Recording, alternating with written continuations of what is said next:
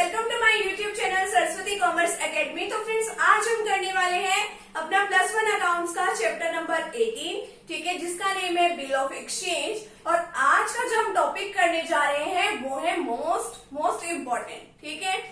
आज का जो हमारा टॉपिक है वो है हमारा बिल्स रिसीवेबल क्या होता है एंड बिल्स पेबल क्या होता है। बहुत सारे बच्चों को ये कंफ्यूजन रहती है कि BR यानी बिल्स रिसीवेबल क्या होता है एंड बिल्स पेबल क्या होता है। जब मैंने आपको सेकंड चैप्टर कराया था तब भी मैंने आपको ये कहा था कि इसके लिए एक स्पेशल वीडियो बनेगी कि बिल्स रिसीवेबल यानी BR क्या होता है और BP क्या होता है, ठीक है। तो आज हम इसके बारे में डिस्कस करेंगे। ये बहुत ही इजी सा कंसेप्ट है। अगर आप ये वीडियो लास्ट तक देखेंगे तो आपको ये कंसेप्ट जो है जरूर समझ में आ जाएगा। तो फ्रेंड्स, अगर आप चैनल पे न्यू है तो चैनल को आप प्लीज सब्सक्राइब कर दीजिए, वीडियो को लाइक कर दीजिए, बेल आइकन को प्रेस जरूर कर दीजिएगा ताकि आपको आने वाली वीडियोस का नोटिफिकेशन मिलता रहे। अपने फ्रेंड सर्कल में भी इस वीडियो को जरूर शेयर कीजिएगा ताकि उनको भी पता चले BR क्या होता है और BP क्या होता है, ठीक है। अब देखिए, चलिए आज का जो वीडियो सेशन है वो स्टार्ट करते हैं। अब देखिए, आपको पता है कि अकाउंटिंग ट्रीटमेंट जो है कि बिल्स की किस तरीके से होती है। एक हो सकती है कि बिल्स रिसीवेबल, ठीक है। बिल्स हमारे 2 टाइप्स के हो सकते हैं। फर्स्ट कैटेगरी में हमने डिवाइड किया बिल्स रिसीवेबल, ठीक है, जिसको हम BR भी बोल सकते हैं। BR को हम असेट्स भी बोलते हैं, ठीक है। BR को हम क्या बोलते हैं? असेट्स, ठीक है। और एक हो सकता है हमारा बिल्स पेबल। क्या हो सकता है? Bills payable. और एक था आपका बिल्स रिसीवेबल। बिल्स पेबल को हम शॉर्ट फॉर्म में बोलते हैं BP, ठीक है। और बिल्स रिसीवेबल को हम शॉर्ट फॉर्म में बोलते हैं BR, ठीक है। और जो आपका BP है वो आपकी लायबिलिटी होती है। अब देखना किसकी लायबिलिटी होती है और कैसे हो सकती है। पहले तो आप ये एग्जांपल समझ लीजिए, फिर हम करते हैं कि इसके यूजेस क्या होते हैं।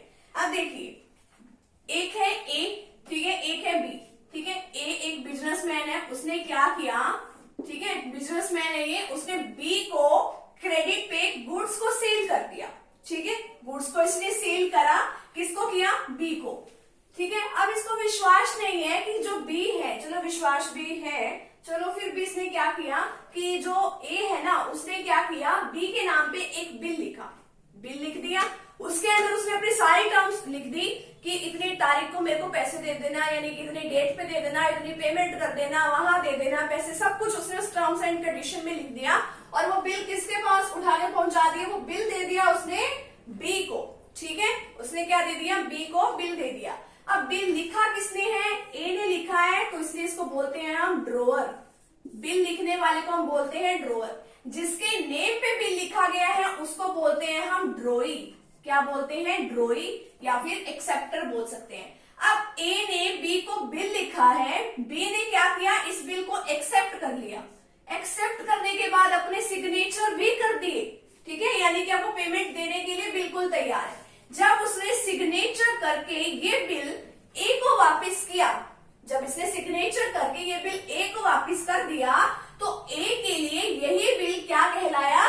बिल्स रिसीवेबल, BR, ठीक है। तो ये बिल A के लिए क्या है? Bills receivable. जब इसने एक्सेप्ट करके किसको दिया? A को दिया, ठीक है। और ये देखो, अब जब इसने ये बिल एक्सेप्ट खुद ने किया तो इसके लिए ये क्या बन गया? Bills payable. तो इसके लिए क्या बना? वो बिल्स पेबल, ठीक है। A के लिए क्या बन गया? वो बिल्स रिसीवेबल BR। और इसके लिए B के लिए जिसने एक्सेप्ट किया उसके लिए बन गया वो BP यानी बिल्स पेबल। अब देखो, बिल्स रिसीवेबल जो है ड्रॉअर के लिए, ड्रॉअर कौन होता है? जो कि बिल को लिखता है, उसके लिए वो असेट्स है। असेट्स क्यों है? क्योंकि अब देखो उसको पैसे मिलेंगे ना, जब भी मिलेंगे, ठीक है, आफ्टर 2 और 3 मंथ्स।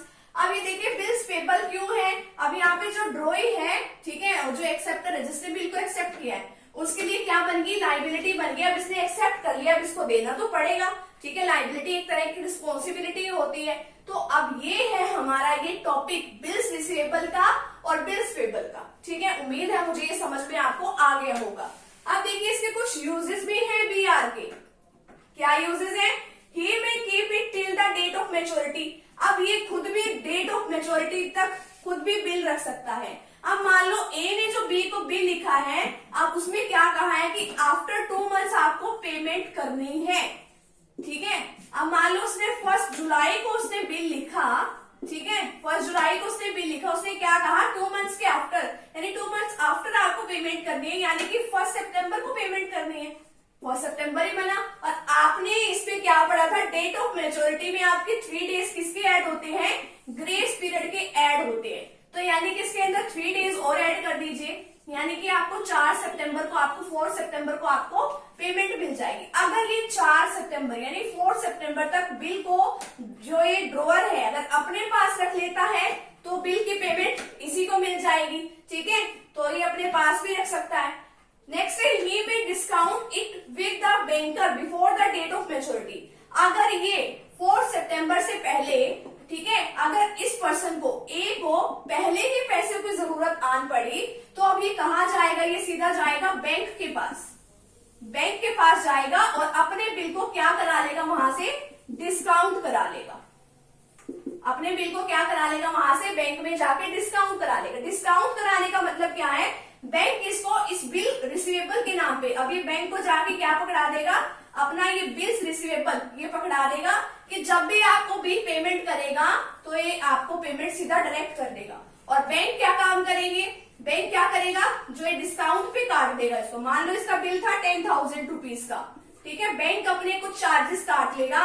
मान लो उसने 200 रुपीज चार्ज किए, ठीक है, 200 रुपीज चार्ज करने के बाद 9,800 उसने किसको वापस कर दिए, ए को। तब इसके जरूरत के टाइम पे तो उसके काम आ गए ना। अब देखो ये जो अब बी है वो दोबारा ए को पेमेंट नहीं करेगा। अब मैच्योरिटी जब आएगी वो बी किसको पेमेंट करेगा, बैंक को पेमेंट करेगा, ठीक है। अब ये है कि वो अपना मतलब बैंक में भी डिस्काउंट करा सकता है। थर्ड है he may endorse it to some other party, किसी और पार्टी को भी एंडोर्स कर सकता है। एंडोर्स करने का क्या मतलब होता है, मान लो ए ने सी से पैसे उधार ले रखे थे 10,000 थी, अब उसके पास देने के लिए कैश में कोई पैसे नहीं है, उसके पास ये बिल पड़ा है, उसने उठा के ये बिल ही पकड़ा दिया उसको कि जब भी तेरे को 2 महीने के बाद या 3 महीने के बाद जब भी बी पेमेंट करेगा तो तू बी से पैसे ले लियो, ठीक है। तो ये होता है एंडोर्समेंट। और फोर्थ होता है he may send it to his banker for collection, या फिर वो कलेक्शन के लिए बैंक में भी भेज सकता है, ठीक है, अपनी सेफ्टी के लिए। मान लो उसने बैंक में अपना बिल वगैरह सब कुछ रख रखे हैं तो सेफ्टी के लिए वो बैंक में भी रख सकता है। तो ये इसके कुछ यूजेस है हमारे बीआर के, ठीक है। तो ये आज का हमारा टॉपिक था छोटा सा बिल्स रिसीवेबल का और बिल्स पेबल का, और इसके कुछ यूजेस हमने जो है डिस्कस कर लिए, ठीक है। इसी के साथ जो हमारा आज का टॉपिक है हमारा यहीं पे कंप्लीट होता है। मिलते हैं नेक्स्ट टॉपिक के साथ एंड नेक्स्ट वीडियो के साथ। Thank you very much.